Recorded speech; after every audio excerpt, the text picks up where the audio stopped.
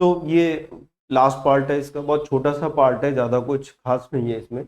Scalar triple product, ठीक है ना। कोई हमें वेक्टर गिवन है, जैसे बी क्रॉस सी आपने किया और फिर आपने इसके डॉट कर दिया। तो देखिए वेक्टर जो पार्ट है ये मैथ्स का पार्ट है, बहुत ज़्यादा मैथ्स में हम लोग बहुत ज़्यादा डिटेल में इस चीज़ को पढ़ते हो, लेकिन यहाँ पर हम केवल उतना ही पढ़ रहे हैं जितना हमें फिजिक्स के पॉइंट ऑफ व्यू से जरूरत पड़ती है। तो स्केलर ट्रिपल प्रोडक्ट की बात कर रहे हैं यहाँ पे, तो बी क्रॉस सी, देखिए यहाँ पे लिखा है B cross C dot A, जैसे लिखा है वैसे आप देख लीजिए बी क्रॉस सी। पहले आपने बी वेक्टर को सी के साथ क्या करा, क्रॉस किया, तो आपको एक नया वेक्टर मिल गया। इस वेक्टर का आपने इसके साथ डॉट प्रोडक्ट कर दिया। तो अगर आपसे कभी ऐसे बोला जाए तो ये हो गया हमारे पास scalar triple product, scalar triple product आ गया, यानी तीन वेक्टर का हमने यूज किया और हमें नंबर कैसा मिल रहा है, स्केलर नंबर मिलेगा। आपने डॉट किया तो इसके लिए सॉल्व करने के लिए हमने डिटर्मिनेंट बना दिया, डिटर्मिनेंट जैसे बनाते थे, और यहाँ पर आई कैप जे कैप की बजाय हम यहाँ पर जो भी लिखना है A1 A2 A3, ये आ गया B1 B2 B3 और ये आ गया C1 C2 C3, ये हो गया यहाँ पर। तो ये बस सीधे सीधे हम लोग इसको सॉल्व कर लेते हैं।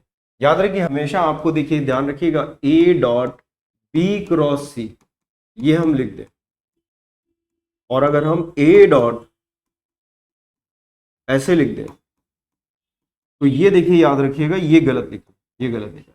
आप पहले वेक्टर का डॉट करेंगे, ब्रैकेट बनाए ना, तो पहले आप ब्रैकेट वाला चीज सॉल्व करेंगे, तो ए डॉट भी पहले आप सॉल्व कर लोगे तो आपको एक स्केलर नंबर मिल जाएगा। किसी स्केलर नंबर का फिर हम क्रॉस नहीं कर सकते, क्रॉस या डॉट दो वेक्टर क्वांटिटी का होता है।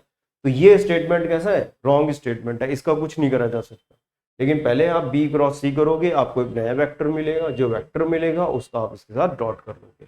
तो यहाँ पे थोड़ा ध्यान से करिए कि लिखा क्या है। तो बी क्रॉस सी का आपने वैल्यू लिखी, इसका एक वेक्टर मिला, उसका आपने डॉट कर लिया।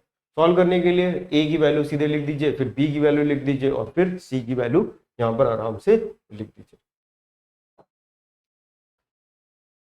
अब जैसे ये पूछा गया है, कोई क्वेश्चन देख लेते हैं। If an angle between the two vector A and B is theta, the value of the product of B cross A dot. तो आपसे पूछ रहे हैं कि बी क्रॉस ए डॉट,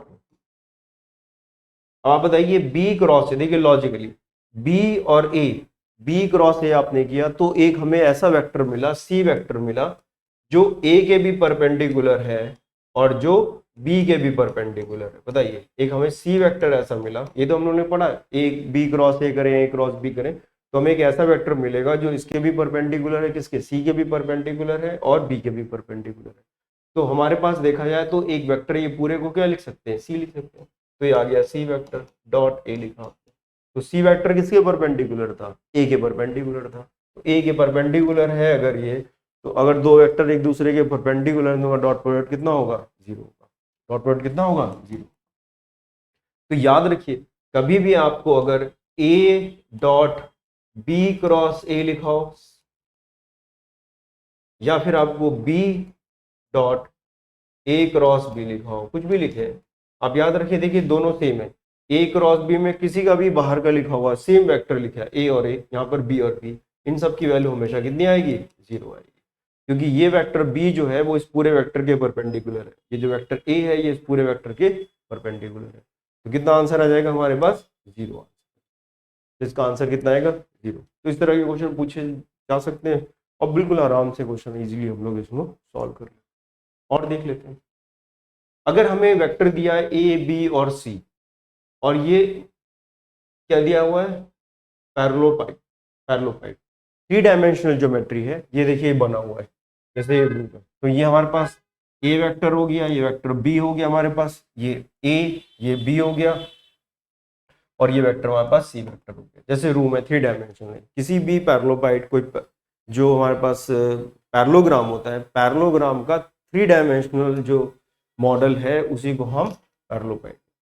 तो इसके लिए हम क्या करते हैं, इसका जो यूज है देखा जाए, जो ट्रिपल प्रोडक्ट है वो यही है कि हमें ए वेक्टर गिवन है, बी वेक्टर गिवन है, थ्री वेक्टर। तो ये एक आपको दिख रहा है बॉक्स दिख रहा है, इस बॉक्स का अगर हमें वॉल्यूम निकालना है, इस बॉक्स का अगर वॉल्यूम निकालना है और उसकी साइड के वेक्टर्स हमें गिवन है ए बी और सी, तो क्या करेंगे, तो वही वॉल्यूम निकालने के लिए हम लोग क्या करेंगे, यहाँ पर वॉल्यूम निकालना है तो हम लोग A dot B cross C scalar product निकालेंगे। तो क्या करेंगे, देखिए यहाँ पे 2 रख दीजिए, यहाँ पर -6 रख दीजिए, यहाँ पर 3 रख दीजिए। ठीक, 2 -6 + 3, फिर इधर आ जाइए, बी की वैल्यू कितनी है, जे कैप, तो बी केवल जे कैप लिखा हुआ है, जे के नीचे जे को लिखा, लेकिन ये भी 0 है और ये भी 0 हो गया।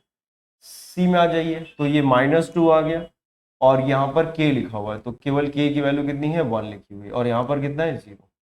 इसको सॉल्व कर लेंगे हम लोग, कोई आई कैप जे कैप तो कहीं लिखा नहीं है, सॉल्व करके जो भी आंसर आएगा वो क्या आ जाएगा हमारे पास। सॉल्व वैसे ही करेंगे जैसे रूल था, तो पहले हम लोगों ने जहाँ आई लिखा था वहाँ 2 लिख लिया, इसको सॉल्व करेंगे तो कितना आ जाएगा, 5 -0, फिर आप इसको सॉल्व करेंगे, -6,